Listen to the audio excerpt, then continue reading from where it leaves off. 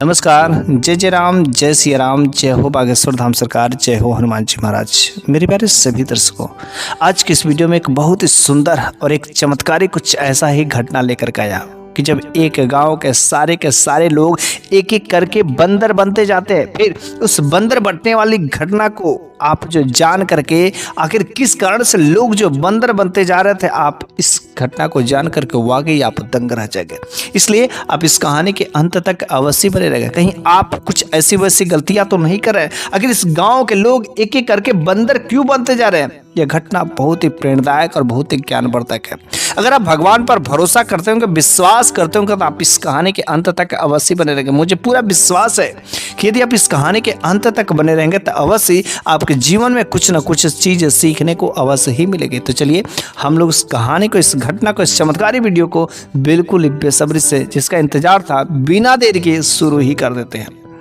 तो एक बार की बात है कि एक गाँव, जिस गांव में काफ़ी ढेर सारे लोग थे और पूरे उस गांव में लोग जो मुस्लिम ही थे और वे लोग बहुत हिष्ट पुष्ट थे। उनके पास किसी प्रकार की कोई कमी नहीं थी। वे लोग जो अंगूर की खेती करते थे और अंगूर की खेती करके इतना अच्छा खासा उन्हें रकम मिलती थी, पैसे मिलते थे कि उनका घर परिवार का खर्चा, आमदनी बहुत ही अच्छी होती थी। सबका सेहत हिष्ट पुष्ट, हर तरीके से गाँव में किसी प्रकार की कोई दिक्कतें नहीं होती थी।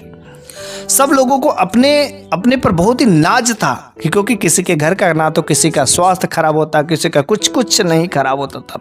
और वे लोग बस एक खुदा को मानने वाले अल्लाह की पूजा करते थे। ठीक है, पूजा करो। लेकिन एक बार की बात होती है कि उस गांव में एक जो बंदर आता है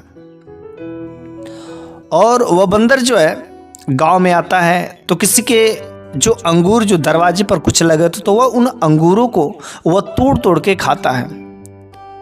अरे एक बंदर वह अंगूर को तोड़ करके खाता, फिर से जो है जब उसका पेट भर जाता तो नहीं खाता था। अरे कितना अंगूर खाएंगे।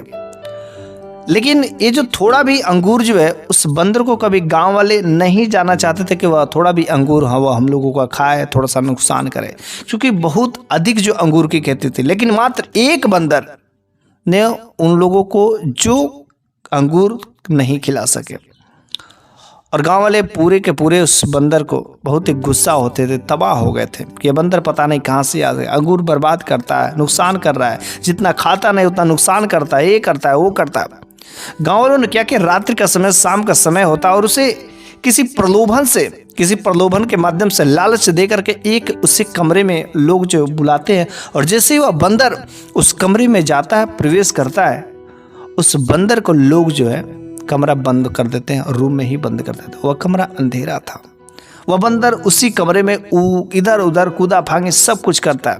लेकिन ये लोग जो उस कमरा को बंद कर देते हैं और वे जो उस गांव में जितने भी लोग रहने वाले थे मुसलमान, वे लोग जो है हिंदू भाई से बहुत ही दुश्मनी करते थे, क्योंकि इस बंदर को लोग हनुमान जी मानते हैं, अपना भगवान मानते हैं और देखते हैं कि आज इसका भगवान इसकी रक्षा कैसे करता है।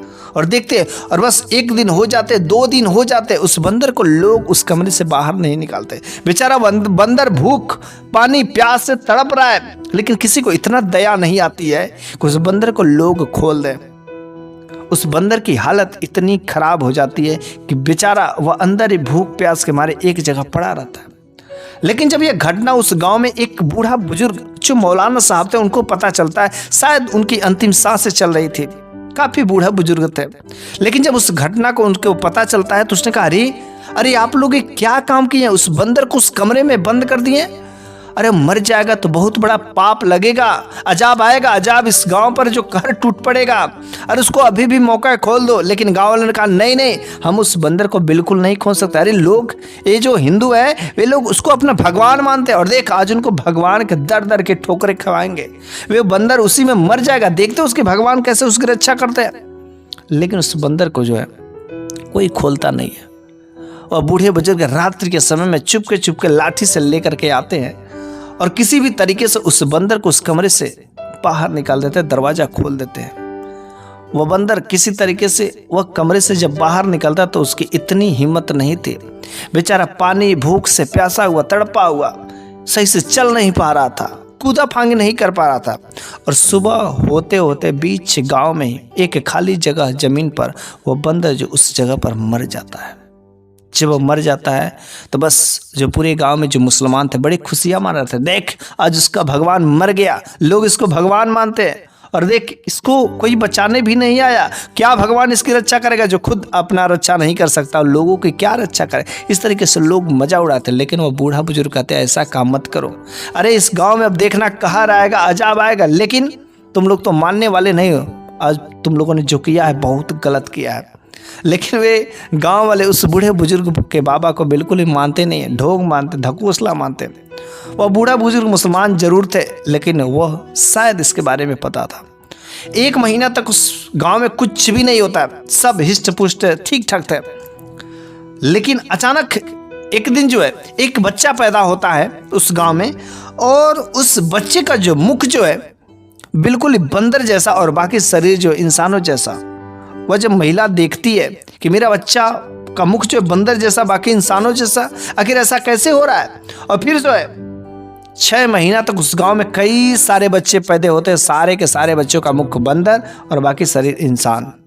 वो लोग देख करके बड़े ही हैरान रहते हैं। और जो उन लोगों की अंगूर की खेती थी, बागवानी थी, जिन्हें बहुत अपने अंगूरों पर नाज था, जो पैसे कमाते थे अच्छी खासे, अब उन लोगों की अंगूर की खेती भी धीरे धीरे बर्बाद होने शुरू हो गए थे। एक से एक बढ़कर के बीमारियां आने शुरू हो गई थी, जिससे उनकी अंगूर की खेती बिल्कुल ही बर्बाद होती जा रही थी।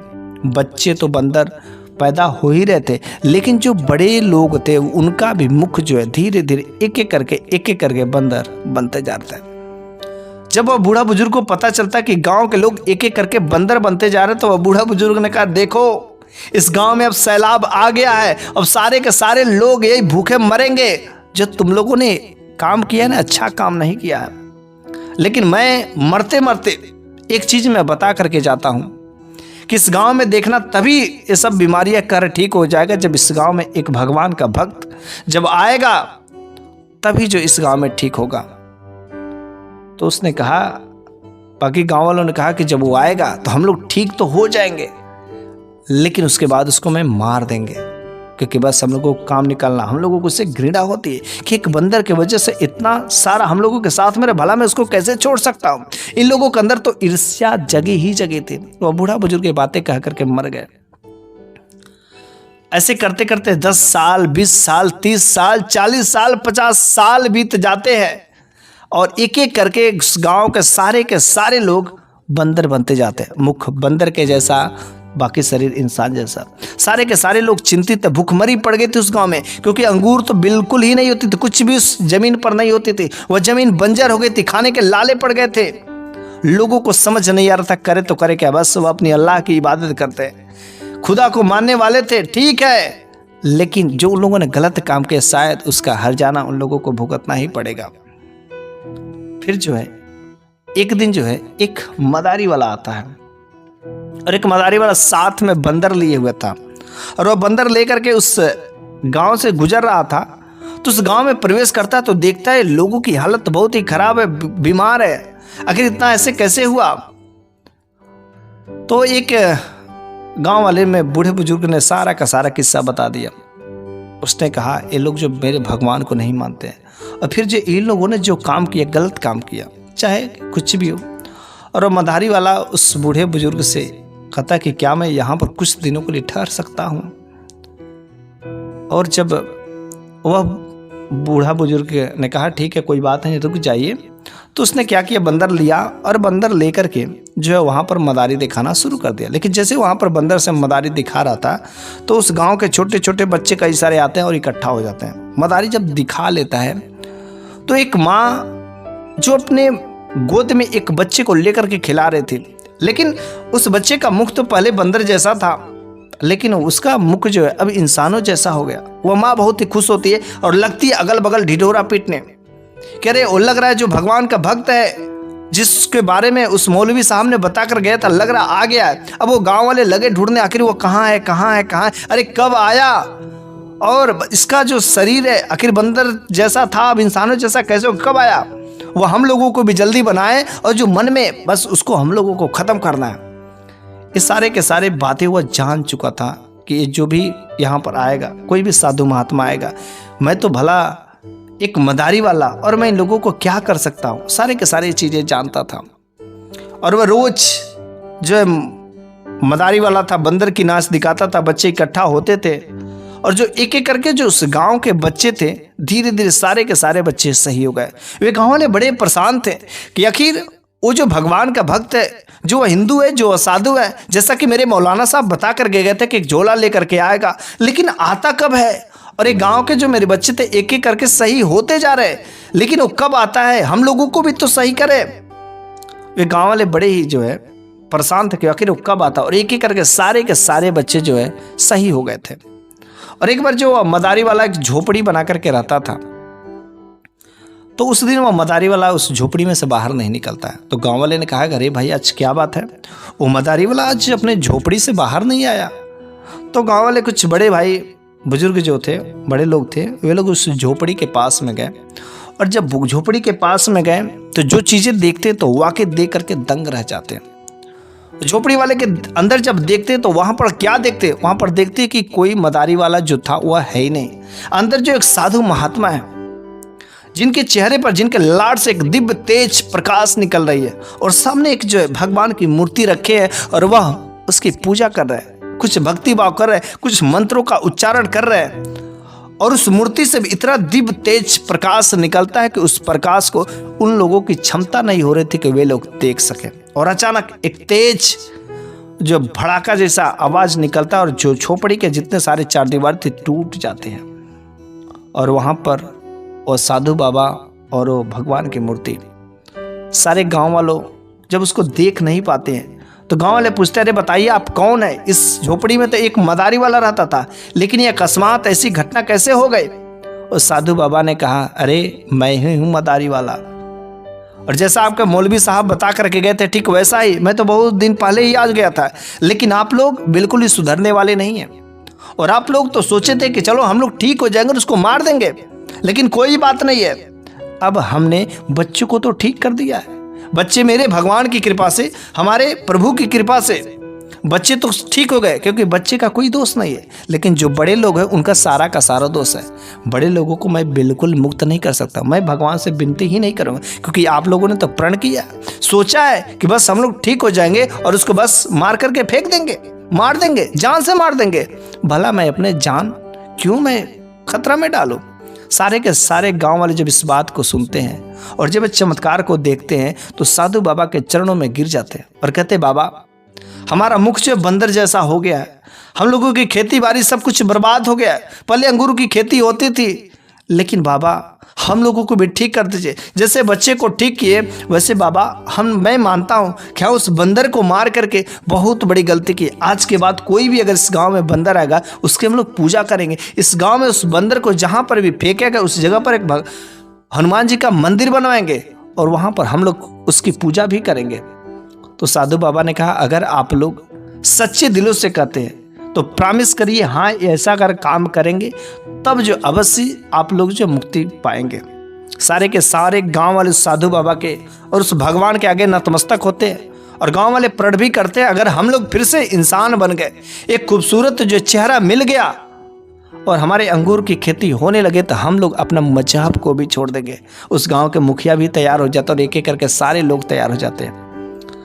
तो साधु बाबा ने कहा, ठीक है, अगर आप लोग अपने मजहब तक छोड़ने को तैयार हैं, हमारे भगवान की जो पूजा करना चाहते हैं, हमारे भगवान को अपने दिलों में बसाना चाहते हैं, तो इसमें कोई दो राय की बात है। हमारे भगवान तो हर जगह रहते, बस सच्चे दिलों से उनकी पूजा पाठ करने की। जो आप लोग इस मूर्ति को अपवाद मानते हैं, ढोंग मानते हैं, लेकिन आज इसका आपको चमत्कार दिख रहा होगा।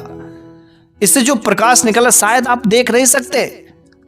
सारे के सारे गाँव वाले चुप रहते हैं क्योंकि सारे के सारे लोग नतमस्तक होते हैं और बस एक ही बात कहते हैं कि हे भगवान, हे प्रभु, आप मेरे सब कुछ है, जो कहेंगे सब मानेंगे, बस जो है आप हमको एक शुद्ध शरीर दे दीजिए। ये जो मेरा शरीर है बंदर जैसा, मेरा ठीक हो जाए, जल्द से कुछ करिए। फिर उस साधु बाबा ने अपने भगवान की आराधनाएं की और फिर जो एक लोटा जल लिया और उस जल में भगवान के मंत्रों का उच्चारण करने के बाद उस जल को सारे के सारे लोगों के ऊपर जो है छिड़क दिया। और जैसे ही छिड़कने के तुरंत बाद कुछ ही पलों में सारे के सारे इंसानों का जो शरीर था फिर उनका वास्तव में पहले जैसा हो जाता, खूबसूरत हसीन। उनके गांव की स्थिति बिल्कुल पहले ही जैसे हो जाती। अब सारे के सारे गांव वाले उस बाबा की जय जयकार मनाने लगते हैं, भगवान की जय जयकार मनाने लगते हैं। साधु बाबा ने कहा, अरे मेरी जय जयकार माँ क्या मनाओगे? अरे हम लोग तो उसके भेजे गए एक बंदे हैं। अरे मनाना है जयकार तो उस भगवान को मनाओ जिसकी कृपा से तुम लोग ठीक हुए, और जल्द से कोई देरी मत करो। इस गांव में जो मंदिर बनाने की बात कही गई उस मंदिर का स्थापना करो, उस मंदिर की पूजा पाठ होनी चाहिए, भली बात से उसकी सेवा होनी चाहिए। आपके गांव में जो कुछ भी स्थिति खराब है, जो अन्न के दाने, जो अंगूर की खेती आपकी बर्बाद हो गई थी, फिर से पहले जैसे हो जाएगी। और फिर उस गांव वाले ने ऐसा ही काम किया। उस गांव में बढ़िया एक हनुमान जी का मंदिर बना। जिस जगह पर बंदर को फेंका गया था उस जगह पर एक भगवान का अच्छा सा मंदिर बना। और मंदिर बनने के बाद उस गांव के लोग अपने मजहब को छोड़ करके और इस मंदिर में जाकर के भगवान की पूजा पाठ करने लगे। और एक एक करके धीरे धीरे करके उस गांव के जो अंगूर की खेती थी पहले नहीं होती थी, जो बर्बाद हो गई थी, वह अंगूर की खेती भी उस गांव में होने लगी। और एक एक करके फिर से उस गांव की स्थिति वैसे ही हो गई। मेरे प्यारे सभी दर्शकों, आपको इस कहानी के माध्यम से चाहे कुछ मिला हो या ना मिला हो, लेकिन मैं एक बात जरूर कहना चाहता हूं कि अगर आपको भगवान पर भरोसा है, भगवान की भक्ति भाव करते हैं, तो मैं गारंटी के साथ कह सकता हूं कि आपके जीवन में कोई बहुत बड़ी अनहोनी नहीं हो सकती। भगवान अपने भक्तों की रक्षा हर तरीके से करता है। इसलिए हमेशा हम लोगों को चाहिए कि भगवान पर भरोसा करें, भगवान पर विश्वास करें, भगवान की भक्ति भाव करें, क्योंकि हमें अपना जीवन का बहुत ही अनमोल है। मानव रत्न बस एक ही बार मिला है, और इस मानव शरीर को हम लोग ऐसे ही व्यर्थ में अगर बर्बाद कर देते तो क्या फायदा है? अगर भगवान की भक्ति भाव करने से, पूजा पाठ करने से हमारा स्वास्थ्य सही रहता है, इससे बड़ी चीज क्या हो सकती है? और स्वास्थ्य यदि आप सही रहेगा आपका, तो आप अपने जीवन में कोई भी सपने देखेंगे, कोई भी आप जो काम करना चाहेंगे, सारे के सारे सपने तभी आपके पूरे होंगे जब आपका स्वास्थ्य सही होगा। तो बस आप लोगों के अब ऐसी जैसी इच्छा है वैसा काम करिएगा। मेरा तो बस इस कहानी के माध्यम से आपको एक ज्ञान देना था कि भगवान की भक्ति भाव में जुड़े रहने से आपके जीवन में बहुत सारे सकारात्मक बदलाव हो सकते हैं। बस मेरी वीडियो अगर अच्छी लगी हो तो आप कमेंट बॉक्स में जय जय राम, जय श्री राम जरूर लिखिएगा। अगले वीडियो में एक नई शानदार कहानी के साथ लेकर के हाजिर होऊंगा। तब तक के लिए धन्यवाद।